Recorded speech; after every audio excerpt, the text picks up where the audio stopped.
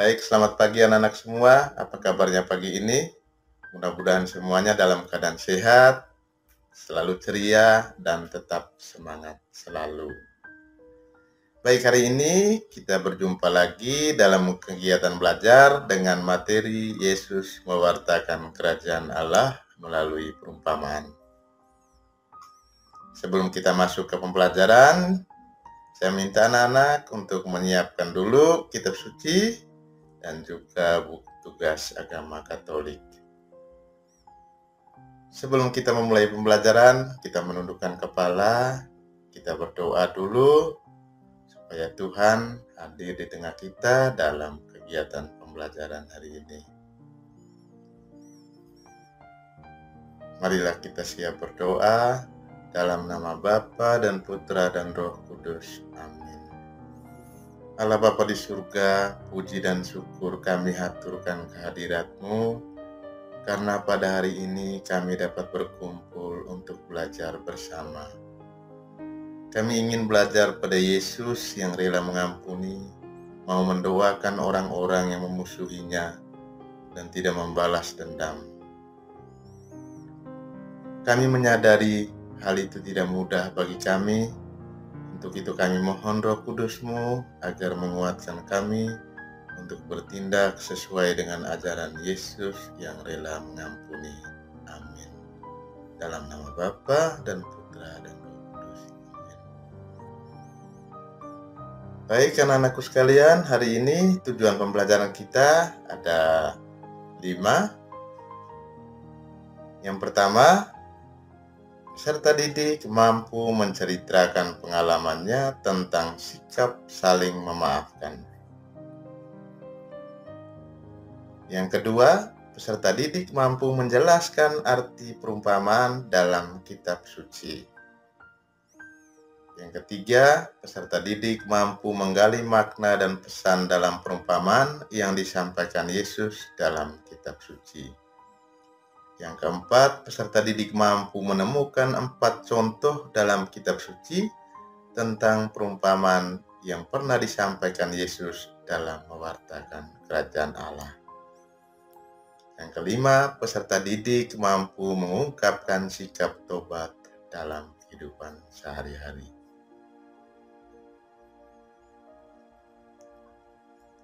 Baik anak-anakku sekalian, kerajaan Allah adalah suasana damai, penuh sukacita, adil, sejahtera, dan diliputi persaudaraan sejati.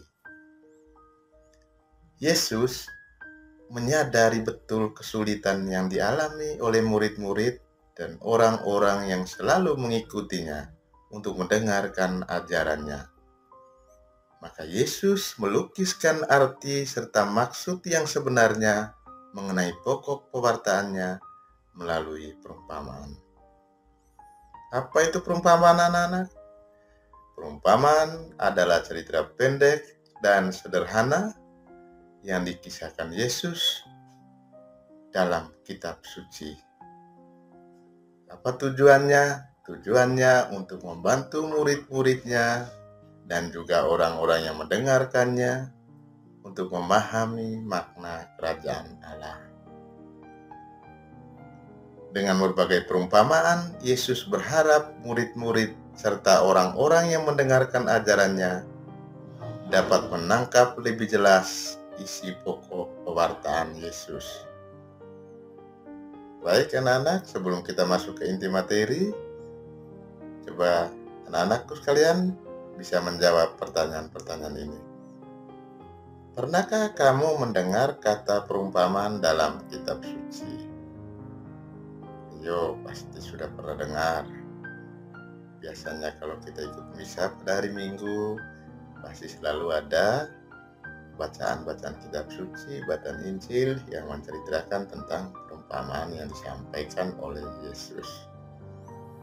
Siapa yang selalu menyampaikan perumpamaan dalam kitab suci? Yang menyampaikan perumpamaan dalam kitab suci adalah Yesus sendiri. Baik, saya minta anak-anak silakan siapkan kertas. Coba kamu menuliskan dalam kertasmu tentang pengalamanmu dalam sikap saling memaafkan. dan apa pentingnya memiliki sikap saling memaafkan. Mungkin ada pengalaman yang dalam kehidupan sehari-hari bersama rekan-rekan di sekolah, di rumah. Mungkin ada pengalaman di mana kamu bisa saling memaafkan dan apa pentingnya memiliki sikap saling memaafkan. Silakan tuliskan pada kertasmu tentang pengalamanmu.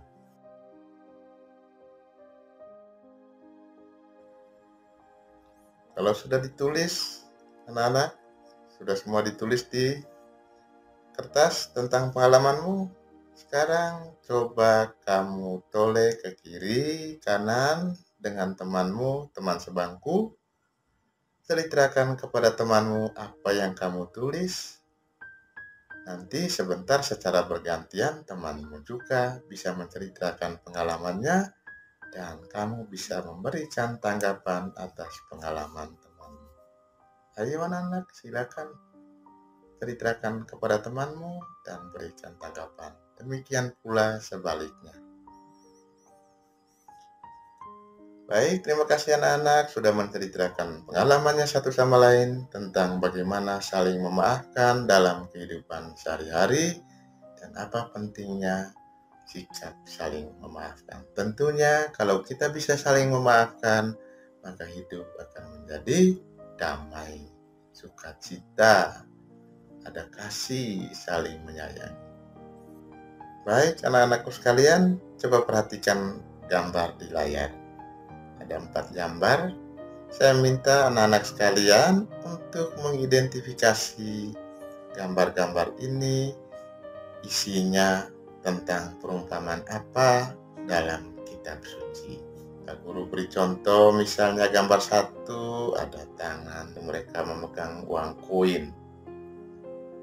Dalam kitab suci sering kita mendengar perumpamaan tentang talenta. 3 hamba di mana tuannya ingin pergi ke negeri yang jauh, lalu kemudian tuannya membagikan mereka, ada yang dapat 1 talenta, 2 talenta, dan 5 talenta. Sekarang coba perhatikan gambar 2. Kira-kira dari gambar ini perumpamaan tentang apa dalam kitab suci? Demikian juga pada gambar 3 dan juga gambar 4. Baik anak-anakku sekalian, sekarang saya minta kalian semua untuk membuka kitab suci Lukas bab 15 ayat 11 sampai 32 tentang perumpamaan yang disampaikan oleh Yesus, yakni perumpamaan tentang anak yang hilang. Silakan anak-anak dibaca dalam hati teksnya, Lukas bab 15 ayat 11 sampai 32. Untuk mendalami teks ini, saya minta anak-anak kita menonton video animasi berikut dan kita mendengarkan isi dari Injil Lukas bab 15 ayat 11 sampai 32 perumpamaan tentang anak yang hilang. Silakan anak-anak untuk menyimak videonya. Selamat menyimak.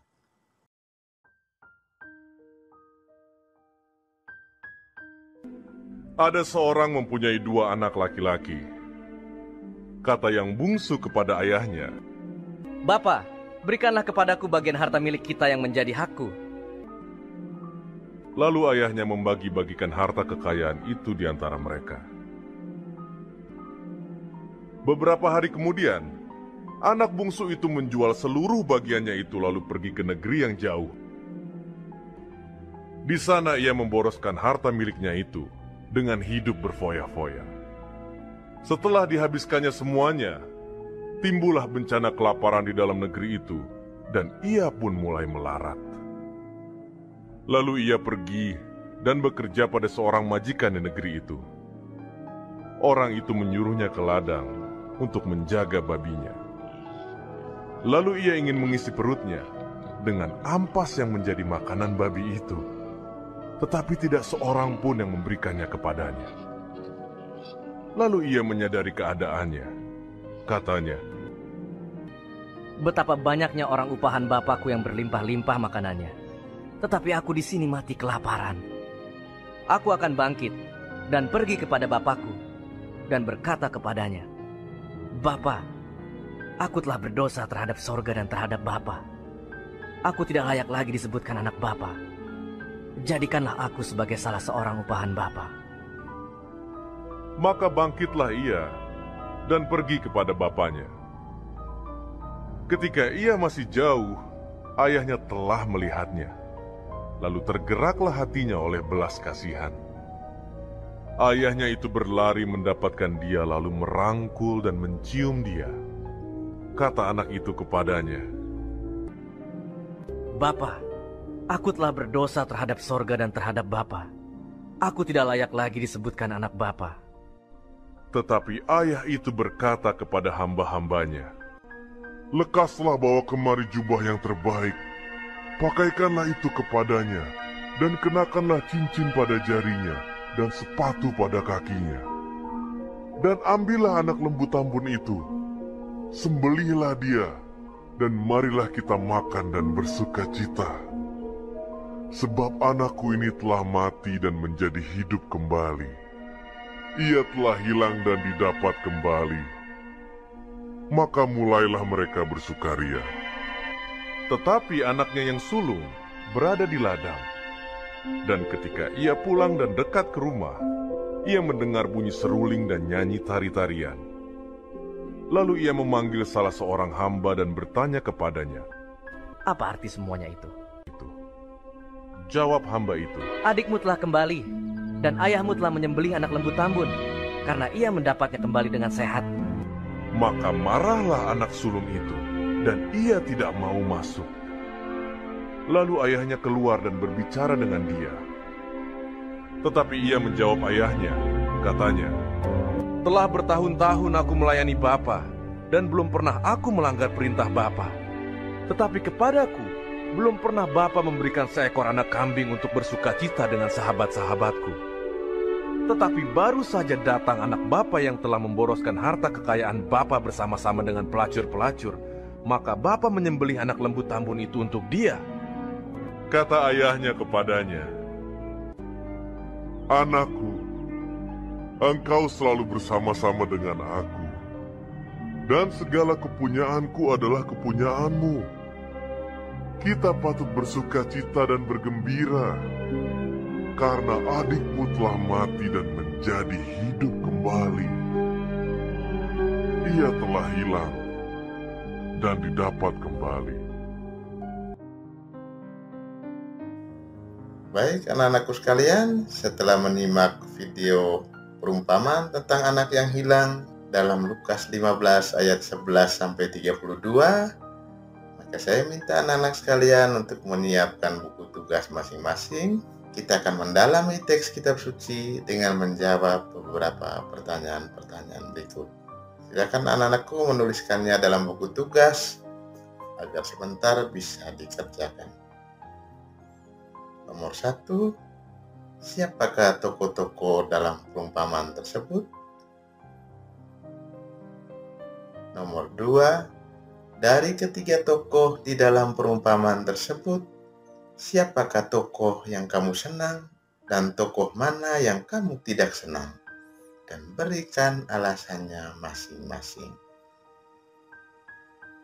Nomor 3, mengapa anak bungsu meminta warisan kepada ayahnya? Nomor 4, apa yang dilakukan si bungsu terhadap harta warisan yang ia terima dari sang ayah? Nomor 5, apa yang dialami si bungsu setelah habis harta warisannya? Nomor 6, apa yang dilakukan si bungsu setelah menyadari kesalahannya? Silakan dikerjakan anak-anak dalam buku tugasmu, tuliskan jawaban-jawabannya. Baik, setelah anak-anakku mengerjakan semua soal, hasil pekerjaan anak-anak akan dikumpulkan pada guru di sekolah untuk diperiksa. Baik, anak-anakku sekalian, Sekarang kita akan mendengarkan beberapa peneguhan dari Pak Guru sekaligus sebagai rangkuman bersama untuk materi pada hari ini. Pertama, untuk mewartakan kerajaan Allah, Yesus mengajar para murid dengan banyak perumpamaan. Apa itu perumpamaan? Perumpamaan adalah cerita pendek dan sederhana yang dikisahkan Yesus dalam kitab suci. Apa tujuannya? Tujuannya untuk membantu murid-muridnya dan orang-orang yang mendengarkan ajarannya dalam memahami makna kerajaan Allah. Dalam perumpamaan yang barusan kita dengar, Lukas 15 ayat 11 sampai 32, itu merupakan perumpamaan yang disampaikan oleh Yesus untuk menggambarkan bahwa Allah Maha Rahim, murah hati, dan Maha Pengampun. Bapa itu melambangkan Allah. Anak bungsu melambangkan manusia yang bertobat. Dan anak sulung melambangkan manusia yang sombong dan merasa dirinya sudah baik. Ada 3 pesan utama dari kisah perumpamaan anak yang hilang untuk anak-anakku sekalian. Yang pertama, kita harus bisa mengakui kesalahan. Mengakui kesalahan berarti dituntut sikap jujur. Lalu yang kedua, kita harus bisa untuk saling memaafkan. Dan yang ketiga, kita harus mampu untuk bertobat. Bertobat berarti kembali kepada Allah. Kembali kepada jalan Allah. Ketika kita melakukan kesalahan dan dosa, hendaknya kita meneladani sikap si bungsu, yaitu berani mengakui, menyesali, dan bertobat. Jadi anak-anakku, dalam kehidupan sehari-hari, kita juga dituntut seperti anak bungsu untuk mampu mengakui kesalahan kita di hadapan teman, di hadapan guru, di hadapan orang tua, di hadapan sesama, dan kemudian memohon maaf. Tahu untuk meminta maaf dan tahu untuk memberi maaf. Lalu kemudian kita diminta untuk bertobat. Anak-anakku sekalian, semoga dengan pelajaran hari ini, anak-anakku sekalian bisa menerapkan sikap saling memaafkan, sikap tobat, sikap mengakui kesalahan dalam kehidupan sehari-hari. Baik anak-anakku sekalian, sebagai tugas rumah, Pak Guru akan memberikan 2 tugas. Tugas pertama, mencari dalam kitab suci Injil Matius dan menuliskan tentang perumpamaan-perumpamaan yang pernah dibuat oleh Yesus. Yang kedua, menulis kembali kisah perumpamaan anak yang hilang dengan menggunakan kata-kata sendiri. Silakan kerjakan di rumah ya, anak-anak. Nanti setelah selesai, silakan ditunjuk pada guru di sekolah. Baik anak-anakku sekalian, pada akhir pembelajaran ini, saya ingin anak-anak semua untuk menjawab beberapa pertanyaan refleksi ini. Pertama, bagaimana perasaan kamu setelah kita mengikuti pembelajaran hari ini? Apakah kalian dapat menangkap isi pembelajaran yang telah kita laksanakan? Apa pesan yang kalian terima dari pembelajaran kita? Saya minta anak-anak sekalian untuk merenungkan dalam hati tentang tokoh Bapa, tokoh anak sulung, dan tokoh anak bungsu. Ambillah pesan dan maknanya untuk hidupmu setiap hari. Baik anak-anakku sekalian, sebagai motivasi hari ini, bahwa kita sudah belajar perumpamaan tentang anak yang hilang, berarti kita menyadari bahwa kerajaan Allah akan terwujud jika kita mau saling memaafkan dan saling mengampuni. Terima kasih anak-anakku sekalian untuk pelajaran kita hari ini. Sudah mendengarkan dengan penuh perhatian, sudah menjawab semua pertanyaan, dan minggu depan kita akan masuk pada materi tentang mujizat-mujizat Yesus. Baik, kita tutup pelajaran kita hari ini dengan doa penutup. Kita doakan bersama-sama dalam nama Bapa dan Putra dan Roh Kudus. Amin. Ya Yesus yang baik hati, terima kasih telah mengajar kami mengenai Allah Bapa yang Maha Rahim dan Maha Pengampun. Ajarilah kami untuk bersikap rendah hati, mengakui kesalahan, dan meminta maaf atas kesalahan. Ajarilah kami juga untuk mau memaafkan orang lain yang bersalah kepada kami. Karena Engkaulah Tuhan dan pengantara kami, kini dan sepanjang masa. Amin. Dalam nama Bapa dan Putra dan Roh Kudus. Amin. Terima kasih anak-anakku sekalian. Sampai jumpa pada pertemuan berikutnya tentang mujizat-mujizat yang dilakukan